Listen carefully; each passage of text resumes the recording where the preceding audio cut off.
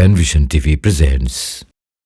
স্বামী ঘরে নামাজ পড়ছে, সামনে স্ত্রী চুল খোলা বা স্বামী দেখতে পাচ্ছে স্ত্রীকে, এক্ষেত্রে নামাজে কোনো ক্ষতি হবে কিনা? নামাজের ক্ষতির সাথে সম্পর্ক হলো সামনে দিয়ে অতিক্রম করা।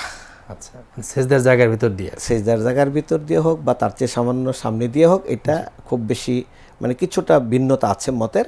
জি, কিন্তু সামনে দিয়ে অতিক্রম করার বিষয়টাকে এখানে পর্দা থাকুক আর নাই থাকুক ওইটা ওখানে ধর্তব্য নয়। এক। দুই নম্বর হলো স্ত্রী যদি এমন মানে অবস্থায় থাকে যে স্বামীর সেখানে নামাজে স্ত্রীর প্রতি তার চাহিদা তৈরি হয়, এই বিষয়টাকে অ্যাভয়েড করা উচিত। এই বিষয়টাকে অ্যাভয়েড করা উচিত। বিশেষ করে যদি দাম্পত্য জীবনের সূচনার লগ্নে হয়, তাহলে এই বিষয়গুলো অনেক সময় কাজ করতে পারে। স্ত্রী শুয়ে আছে, মনোযোগটা নষ্ট হয়ে যায়। এই জিনিসটাকে খেয়াল করা উচিত। এটা যিনি স্ত্রী তিনিও খেয়াল করবেন, যিনি স্বামী তিনিও তার নামাজটাকে কোন জায়গায় শুরু করলে তিনি তার নামাজটাকে আল্লাহর সাথে থাকবেন, তিনি ওই জায়গাটাকে তিনি আগে চয়েস করবেন। যেই জায়গা দিয়ে স্ত্রী চলাচল করে অথবা স্ত্রীর সামনে কাজ করতেছে, সেই জায়গা ছাড়া যদি বিকল্প নিরাপদ আর সুন্দর জায়গা থাকে, তিনি ওই জায়গাটাকেই নামাজের জন্য চয়েস করবেন। আর স্বামীর নামাজের জায়গা তো তার ঘর না, ফরজ নামাজ হয়ে থাকলে মসজিদ, আর তাহাজ্জুদ বা অন্যান্য নামাজ পড়া থাকলে তাহলে এটা তার সুন্নত ঘরে পড়তে পারবেন। মা আয়েশা সিদ্দিকা রাদিয়াল্লাহু তাআলা আনহা তাহাজ্জুদের নামাজে বলতেছেন যে আমাদের ঘরগুলো তো খুব ছোট ছোট ছিল, খুপড়ি ঘর।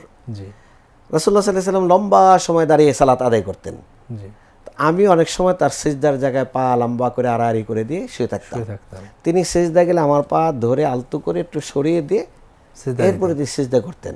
আচ্ছা, তাহলে এইটা তো সুন্নাহ, এটা আমরা বুঝতে পারতেছি যে স্ত্রী নামাজের কোনো ক্ষতিকারক ব্যক্তি নন।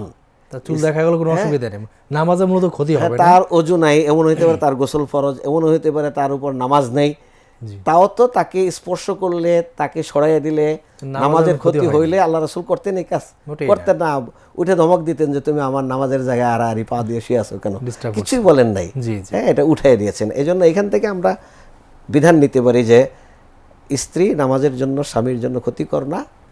যদি একই নামাজে দুইজন নামাজ পড়ে তাহলে আগে পিছনে দাঁড়াবেন, আর সামনে দিয়ে অতিক্রম করার ক্ষেত্রে সূত্রা লাগবে। আর না হলে সামনে দিয়ে অতিরিক্ত মুরুর বলা হইতেছে, মুরুর মানে সমাজের সামনে দিয়ে অতিক্রম করাটা নিষেধ করে দেওয়া হয়েছে। এটাকে ফলো করতে হবে। জি।